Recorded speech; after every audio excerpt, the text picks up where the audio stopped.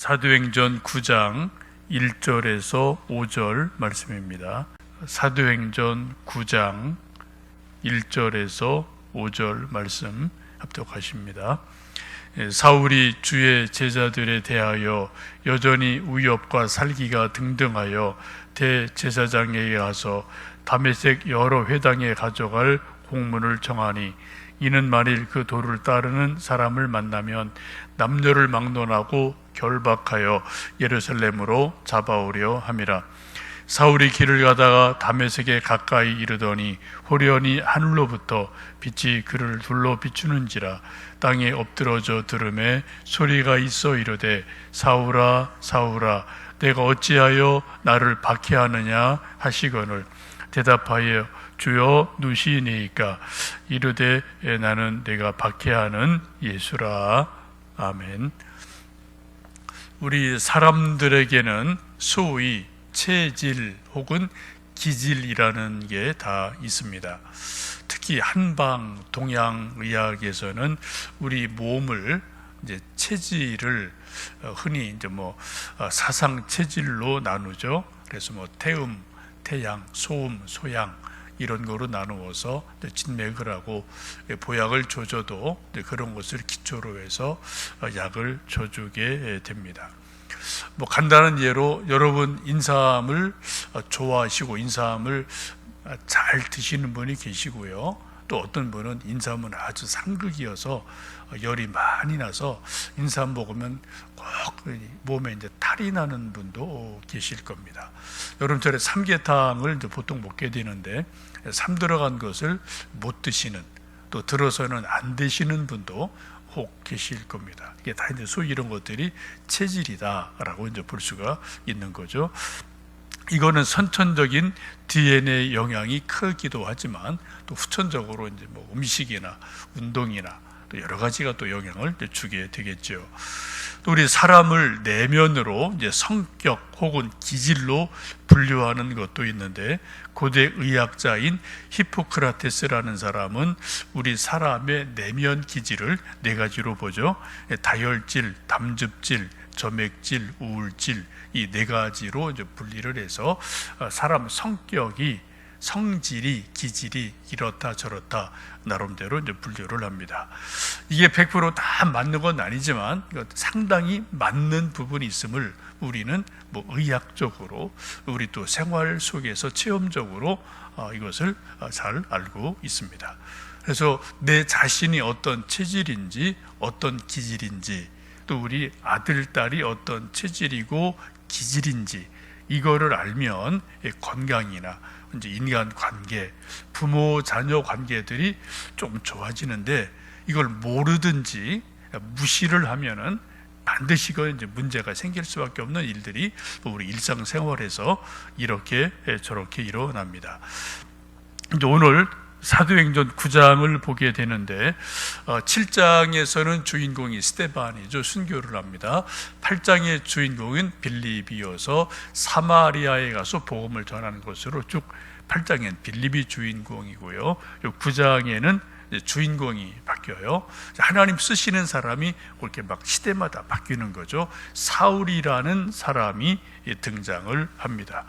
이 사울이라는 사람은 여러 가지 학자들의 이제 글을 보면은, 이제 소위 이 사람의 기질을 굳이 분리한다면 담즙질 기질을 가진 사람이다라고 보게 됩니다. 그래서 자신이 옳다고 생각하는 것은 엄청 강하게 주장을 하고요, 물불을 가리지 않는 스타일입니다. 이런 사람은 이제 강점이 자기 주장이 엄청 강해요. 좋게 말하면 소신이 분명합니다. 강철 같은 아주 굳은 의지력이 있습니다. 강한 리더십이 있습니다. 목표 지향적이어서 일을 잘해요. 끝마무리를 아주 잘합니다. 근데 단점이 있어요. 모든 게 다 장단점이 있는 거죠. 단점은 교만합니다. 자기 말이 옳다고만 주장을 해요. 자기 말 반대하면은 저건 무식한 거 하고 무시를 하게 됩니다. 그래서 적이 많아요. 융통성이 적습니다. 남을 지배하려고 하고 꼭 지지 않으려고 해요. 고개를 안 숙이죠. 그래 고집불통입니다. 그래서 인간 관계가 어렵고 이제 뭐 이해 관계나 먼저 상하 관계, 회사 이런 데서는 뭐 이게 이제 좋지만 이 수평 관계에서는 아이고 뭐 저거 뭐 말 안 통하는 요즘 말로 하면 꼰대 뭐 이런 식으로 이제 될 수 있는 가능성이 아주 많은 스타일이죠. 오늘 1절, 2절 말씀을 보시면 이 사울이라는 청년이 스데반 순교할 때 앞장섰던 사람이죠. 유대교 아주 투철한 그러한 사람인데 이 사람이 1절, 2절 말씀 보시면은 스데반 순교의 앞장을 섰고 계속 그리스도 예수교가 막 번성을 하니까 이 꼴을 볼 수가 없었어요. 그래서 주의 제자들에 대해서 여전히 위협과 살기가 등등해서 살기가 등등했대요. 눈에 그 사람 마음속에 예수쟁이들 저거 다 잡아 죽여야지라는 어떤 살기라는 거 아시죠? 살기가 등등한 그런 사람입니다. 그래서 대제사장을 찾아가서 내가 예수쟁이들 다 잡아오겠습니다. 다메섹까지 가서 잡아오겠습니다. 공문을 받았습니다. 요즘 말로 말하면 체포영장, 압수수색영장 이것을 대제사장에게 받아서 다메섹까지 가서 예수쟁이들을 잡아오려고 애를 쓰는 모습을 보게 됩니다. 준비를 다 했죠. 공문 받고 체포영장 받고 사람들도 부하들 만들고 체포조 만들고 작전을 다 짜서 다메섹으로 향하여 가게 됩니다. 근데 이때 아주 갑작스러운 일이 일어나죠. 우리 3절, 4절, 5절 말씀 다시 읽습니다.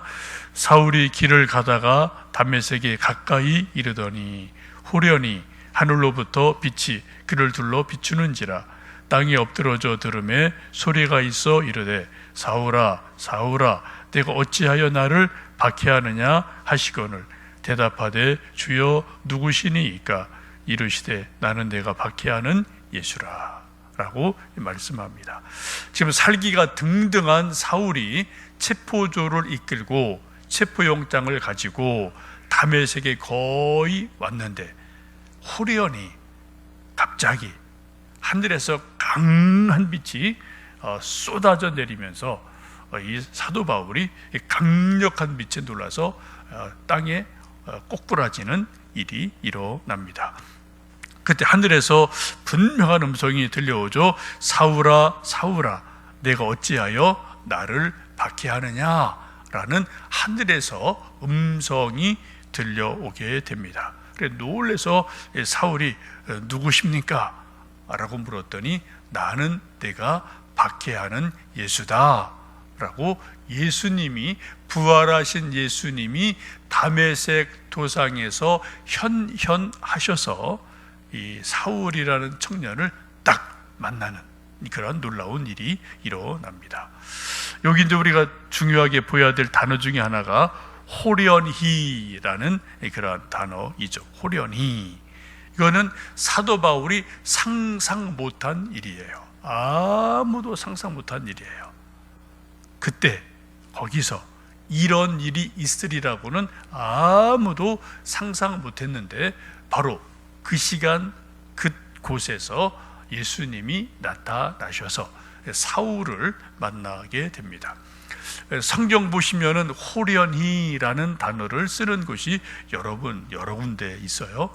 그건 보시면 여러분 사람은 아무것도 모르는 어떤 그 시점에 어떤 그때 하나님이 갑자기 임하시거나 강력하게 역사하셔서 뭔가 일하시는 것을 우리는 호련히라고 말하죠. 어쩌면 이 코로나도 호련히라고 말할 수 있어요. 아무도 몰랐습니다. 그죠? 세상이 이렇게까지 갈 줄 누가 알았어요? 몇 달 전에. 그죠? 뭐 대통령이나 총리나 과학자들이나 의사나 코로나 요거 때문에 세상이 이 지경 될 줄을 누가 알았습니까? 이거 예측한 사람 아무도 없거든요. 그죠? 호련히 우한에서 뭐 이상한 바이러스 하나 생기더니 몇 달 만에 세상이 뒤집어지는 일이 일어나거든요. 지금 우리 이 일의 진행이기 때문에 다 이걸 알 수 없어요. 호련히 된 것이기 때문에. 조금 더 시간 지나면 이건 하나님이 이렇게 하신 일이구나 라는 것을 우리는 조금 시간이 지나야 이제 알 수 있는 무지한 인생들이 우리이지 않습니까? 지금 사울에게 호련히 예수님 나타나셔서 나는 내가 박해하는 예수다 라고 말씀을 하시게 됩니다. 여러분, 이 호련이라는 것에 우리 인생의 신비가 있고 하나님의 섭리가 있고 하나님의 은혜가 있습니다. 만일 그런 일은 절대 없습니다만 우리 모든 사람이 자기 인생 계획대로 스케줄대로 인생이 척척척 된다면 얼마나 좋겠습니까? 우리가 다 그런 꿈을 나름대로 가지고 있지 않나요? 저나 여러분이나 우리 공부하는 아들, 딸들, 또 이제 수능 보는 고3 학생들, 취업 준비하는 자녀들, 내가 이제 몇 살까지는 열심히 공부하고 20살 때는 어느 대학 가고 대학 졸업하면 어느 좋은 직장 가고 또 가서 또 유학 좀 갔다 오고 또 했으면 좋겠다. 어제 이제 오랜만에 여기 이제 우리 여기 참 좋은 정원에 계시는 이주호 집사님 할아버지 저도 못 본 지 몇 달 됐고 그랬는데 어제 따님이 한 몇 달 만에 이제 비대면 이렇게 유리 이렇게 너머로 이제 한 달에 한 번 정도 한 10분 면회가 이제 허락이 된대요.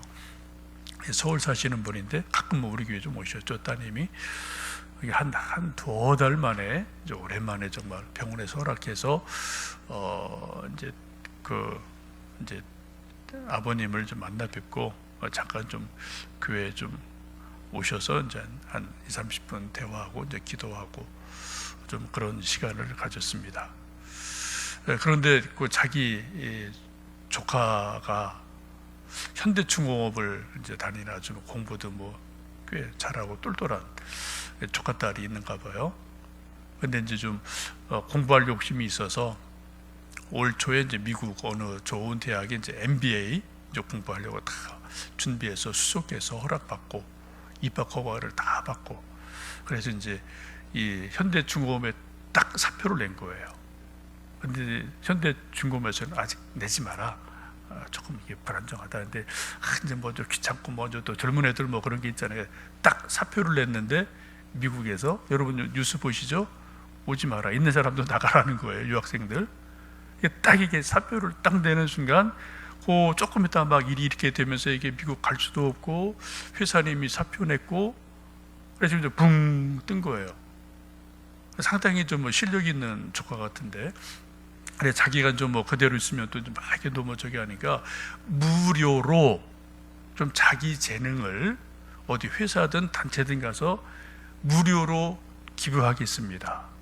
하는데도 받아주는 데가 없다는 거예요. 이게 경력이 단절이 돼 버리는 거죠. 그래서 지금 아주 진짜 힘든 아주 상태에 있어서 참 답답하다. 이제 그런 얘기를 또 이제 어제 잠깐 이제 집사님이 얘기를 하시더라고요. 여러분 인생은 우리 찬송 가끔 부르는 것처럼 내일 일은 난 몰라요. 그죠? 사실 그렇잖아요. 아는데 사실 몰라요. 1+1은 2입니다. 100+100은 200입니다. 수학은 정답이 똑 떨어져요. 근데 인생은 1+1은 2다. 똑 떨어지지 않는 경우가 상당히 많은 것을 우리가 여러분 다 지금까지 살아오면서 경험을 하지 않았습니까?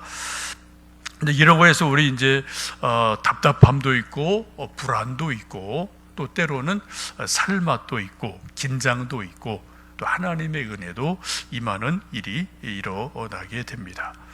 저나 여러분이나 여러분이 계획한 대로 다 인생이 진행됐다면 지금 여러분 어디서 무엇하고 계실까요?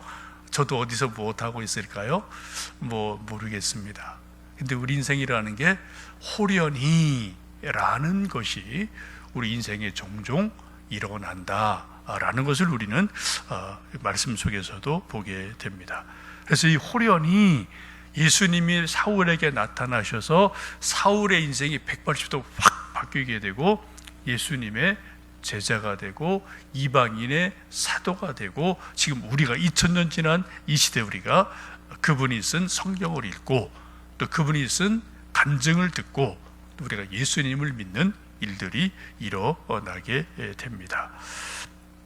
여러분 사도 바울의 기질은 먼저 소위 이제 학자들은 담즙질이다라고 보게 되는데, 그러니까 일을 똑 부러지게 잘하는 거예요. 그러니까 하나님이 그런 사람이 그때는 필요한 거죠. 물불 안 가리고 그냥 못 먹어도 고 하고 그냥 앞으로 쫙쫙 하는 거예요. 일을 딱 부러지게 하니까 뭐 이렇게 전도 한번 딱 필 꽂히면 그냥 뭐 그죠? 돌에 맞든 옥에 갇히든 욕하든 거 관계없어요. 그냥 쫙 나가서 뭐 전도하고 교회 세우고 쭉쭉쭉쭉 나가니까 초대교회 이런 사도 바울 같은 강력한 성격의 소유자, 기질이 있는 사람이 나름대로 귀하게 쓰임 받죠. 근데 그 다음에 믿음의 아들 디모데는 어때요? 180도 다른 사람이에요. 마음이 유약한 사람이에요. 아주 겁이 많은 사람이에요. 소심한 사람이에요. 성경이 그렇게 표현하잖아요. 근데 또 교회가 이제 다 교회가 세워지면은 그런 고집불통보다는 좀 인간관계를 잘하는 사람, 또 이런 사람이 필요하니까 자기 믿음의 아들로 후계자로 디모데를 세워서 에베소 교회를 담임 맡기고, 나는 이렇게 했는데 너는 좀 이렇게 좀 잘 사람들 도닥도닥하고 이렇게 좀 잘해라. 그렇게 좀 부탁을 하는 것을 우리가 볼 수가 있지 않습니까? 오늘 아침 우리가 한번 잠깐 기도하시면서 내 기질은 뭔가, 뭐 정답은 없고 완벽한 것도 없어요. 장단점은 다 있습니다. 근데 대충 여러분 자기 기질을 대충은 아실 거예요. 본인이 좀 아는 게 있지 않습니까? 여러분 장점은 살리고 단점은 보완할 수 있으면 하는 게 우리가 성장하는 거고 성숙하는 거죠. 우리 익어가는 거죠. 우리 나이 50 넘었는데도 자기 고집대로만 산다. 이건 아직도 이건 이제 철이 안 든 거예요. 그죠? 한 50, 60 되면은 자기 고집도 필요하지만 또 상대방도 생각해주는 어떤 아량, 여유 있는 마음, 또 이게 있을 때 신앙이 성장, 성숙하는 거고 또 예수님을 닮아가는 마음이지 않겠습니까? 혹시 여러분 기질이 아주 강해서 일 중심적인 기질을 가진 분이라면 상대방을 배려하는 마음, 상대방 마음이 어떨까 한번 생각을 해보시고요. 특별히 말을 천천히 하셔야 돼요. 일부러 말을 천천히 하셔야 되고 부드럽게 하셔야 됩니다. 혹시 사람 중심적이고 마음이 너무 부드럽고 유한 사람이라면 좀 때로 말을 똑 부러지게 해야 돼요. 예스 노가 좀 분명할 때가 반드시 있습니다. 아닌 건 아니고 긴 건 긴 거다라고 확실하게 말하고 행동해야지 일이 결과가 나오고 열매를 맺게 되는 일들이 분명히 있거든요. 이건 뭐 서로가 좀 약간 이런 것들 양면들이 있게 됩니다. 이게 다 신앙 훈련입니다. 이게 다 신앙 성장하는 거고 예수님 닮아가는 거고 우리가 또 익어가는 과정이다라는 것을 보시면 좋겠습니다. 내게 주신 기질은 뭐 하여튼 독특한 것이니까 소중히 여기시고요. 또 장점, 단점을 잘 익히고 보완하시면 좋겠고, 특별히 교인들 서로 이야기 나누고 관계할 때 저분 성격은 이래, 저분 기질은 이래 대충 아십니다. 그거 인정하셔야 돼요. 여러분 자기 성격 고치나요? 죽을 때까지 못 고칩니다. 여러분 아들, 딸 기질, 성질 바꾸셨습니까? 죽을 때까지 못 고칩니다. 이거 안 되는 거예요. 이건 조금 변화는 있어요. 이게 성장하고 성숙하는 건 있는데, 이건 학자마다 이게 바뀌냐 안 바뀌느냐 뭐 여러 학설들이 많아요. 근데 제가 읽었던 에드워드 조나단 에드워드라는 탁월한 미국의 이제 목회자 신학자가 있는데, 그분은 그런 말을 해요. 한 70%는 안 바뀌는 것 같다. 한 30%는 바뀌는 것 같다. 예수님 잘 믿고 말씀에 은혜 받고 성령 충만하고 훈련 받고 자기도 막 깨지고 부딪혀 보면은 아, 이게 다가 아니구나, 이걸 이제 알아가는 거죠. 30% 정도는 변화하게 되지 않나, 그렇게 이제 보는 견해도 있습니다. 이게 이제 인격이라는 거예요. 요게 기질은 안 변해요. 그런데 인격이 성숙해요. 대화하는 거나 사람을 대하는 거나 일하는 거나 여러 가지 일들이 예수님처럼 이렇게 부드러워지고 이렇게 성숙해지는 부분이 있다. 이걸 좀 기억하시고 우리가 조금 그런 성장의 길을 가시면 좋겠습니다. 특별히 자녀들 생각할 때도 우리가 낳은 자녀지만 걔들 기질 다 있습니다. 여러분 안 바뀌어요. 그죠? 안 바뀝니다. 그거 인정하고요. 그걸 어떻게 잘 존중해주고 또 어떻게 관계를 맺을 것인지를 우리가 또 해서 교회에서나 가정에서나 우리 관계 속에서 또 하나님께 영광이 되고 평안을 누리는 우리의 삶 또 사명을 감당하시면 좋겠습니다. 기도하겠습니다.